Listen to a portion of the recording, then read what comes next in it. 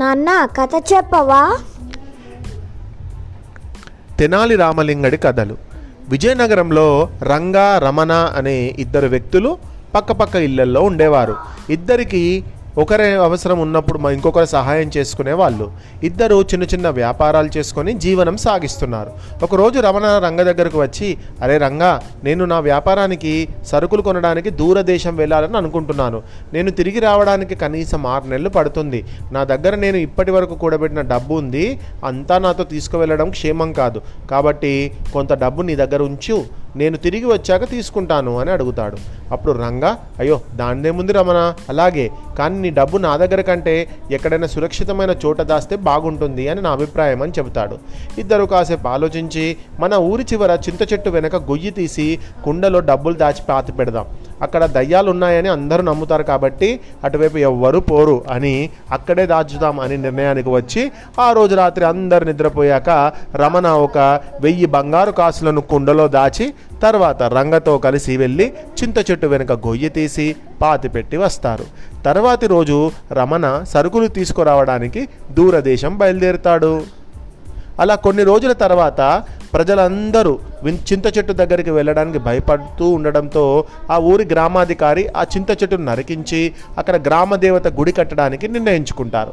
ఈ విషయం తెలిసిన రంగా వెళ్ళి గ్రామాధికారికి రమణ డబ్బు దాచిన విషయం చెబుతాడు. అది విన్న గ్రామాధికారి వెంటనే ఎవరూ లేని సమయం చూసి చింత చెట్టు దగ్గరికి వెళ్ళి ఆ కుండను తవ్వి తీసి అందులో ఉన్న 1000 బంగారు కాసులను తీసుకొని 200 కాసులు రంగాకు ఇచ్చి ఈ విషయం ఎక్కడా నోరు చెప్పవద్దని పంపిస్తాడు.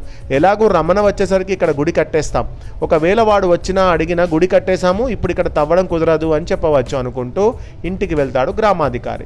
కొన్ని రోజులకు గుడి కట్టడం పూర్తవుతుంది. అలా 6 నెలలు గడిచిపోతాయి. దూరదేశం నుండి సరుకులు తీసుకొని వచ్చిన రమణ సరుకులు అన్నిటినీ గోదాంలో పెట్టి తన ఇంటికి వచ్చేసరికి చీకటి పడుతుంది. ఎలాగో చీకటి పడింది కదా, చింత చెట్టు దగ్గరికి వెళ్ళి తన డబ్బులను తెచ్చుకుందామని వెళితే అక్కడ చింత చెట్టు లేదు, కానీ కొత్తగా గుడి ఉండడం చూసి ఆశ్చర్యపోతాడు. తర్వాతి రోజు తను దాచిన డబ్బు గురించి రంగాను అడగగా తాను లేనప్పుడే గుడి కట్టారని, నీ డబ్బు గురించి నాకు తెలియదని అబద్ధం చెబుతాడు. అది విన్న రమణకు ఏమి చేయాలో ఎవరిని అడగాలో తెలియక ఏం చేయాలో అని ఆలోచిస్తూ ఉండగా దీనికి పరిష్కారం మన తెనాలి రామలింగడు మాత్రమే చెప్పగలడు అని చెప్పి రామలింగడి కోసం రాజమందిరం నుండి ఆయన వచ్చే దారిలో రామలింగడి కోసం ఎదురు చూస్తూ ఉంటాడు రమణ. రామలింగడు బయటకి రావడం చూసిన రమణ పరిగెత్తుకొని వెళ్ళి రామలింగడికి ప్రణామం చేసి తనకు వచ్చిన సమస్యను తీర్చమని వేడుకుంటాడు. రమణ చెప్పిన సమస్యను విన్న రామలింగడు రమణను ఈ విధంగా చేయమని సలహా ఇస్తాడు. అది విన్న రమణ రామలింగడికి కృతజ్ఞతలు చెప్పి అలాగే చేస్తాను అని సంతోషంగా ఇంటికి వెళ్తాడు. తర్వాతి రోజు రమణ నుంచి వస్త్రాలు ధరించి మంచి వస్త్రాలు ధరించి రంగాను వెంటబెట్టుకొని గ్రామాధికారి ఇంటి దగ్గరికి వెళ్ళి ఆ గ్రామాధికారితో ఈ విధంగా చెబుతాడు. నమస్కారం గ్రామాధికారి గారు, నా పేరు రమణ. నేను 6 నెలల క్రితం 1000 బంగారు కాసులను కుండలో పెట్టి మీరు గుడి కట్టిన స్థలంలో చింత చెట్టు వెనక దాచిపెట్టి వెళ్ళాను. మీరు గుడి కట్టిన మహిమో ఏమో తెలియదు, కానీ నేను వెళ్ళిన పని చాలా లాభసాటిగా జరిగింది. దానివల్ల నాకు 2000 బంగారు కాసుల లాభం వచ్చింది. దానివల్ల మళ్ళీ నా డబ్బును నేను దాచిపెట్టిన 1000 బంగారు కాసులతో కలిపి ఈ 2000 బంగారు కాసులను ఈ గుడి వెనకే పాతిపెట్టి వెళ్ళాలని నిర్ణయించుకున్నాను. కాబట్టి మీరు నాకు ఒక విషయం చెప్పాలి. మీరు గుడి కోసం తవ్వేటప్పుడు నా బంగారు కాసులు బయటపడ్డాయా? ఒకవేళ బయటపడకపోతే నాకు అక్కడ తవ్వడానికి మీరు అనుమతి ఇవ్వాలి అని అడుగుతాడు రమణ. అంతా విన్న గ్రామాధికారి ఇంకో 2000 బంగారు కాసులు కూడా తాను కొట్టేయవచ్చు అని సంతోషపడుతూ, అరే రమణ, ఆ కుండలో ఉన్న 1000 బంగారు కాసులు నీవా? అవి గుడి కట్టినప్పుడు బయటపడ్డాయి. ఎవరివో అని నా దగ్గరే జాగ్రత్తగా పెట్టుకొని ఉన్నాను. ఇంతవరకు ఎవరూ వాటిని అడగలేదు. ఇక్కడే ఉండు, ఇప్పుడే నీ కాసులు నీకు తెచ్చిస్తాను అంటూ లోపలికి వెళ్ళి 1000 బంగారు కాసులు తెచ్చిస్తాడు. ఇచ్చాక రమణ, మరి నువ్వు తిరిగి ఎప్పుడు వెళ్తావు అని అడుగుతాడు. తన బంగారు కాసులు తీసుకున్న తర్వాత రమణ, నేను ఇంకో వారం రోజుల్లో వెళ్తాను. ఈసారి మీరే నా డబ్బులకి కాపలా.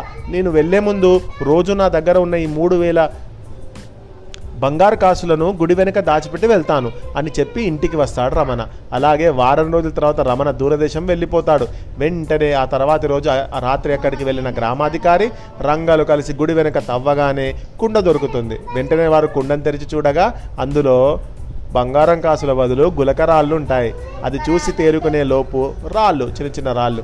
ఇద్దరు రాజభటులు వచ్చి, మీరు ఇక్కడ తవ్వుతున్నారా, మీరు దొంగతనం చేస్తున్నారా, గుళ్ళో మీకేం పని అని చెప్పి వాళ్ళను కారాగారంలో వేస్తారు. మనం నమ్మిన వాళ్ళని ఎప్పుడు మనం మోసం చేయకూడదు అని చెప్పేటువంటిదే ఈ కథ. మరి ఏం సలహా ఇచ్చిండు రామలింగడు? నువ్వు ఆయన దగ్గరికి వెళ్ళి ఈయన చెప్పిన విధంగా చేసిండన్నట్టు. అదన్నమాట. తెనాలి రామలింగడా మజాకా.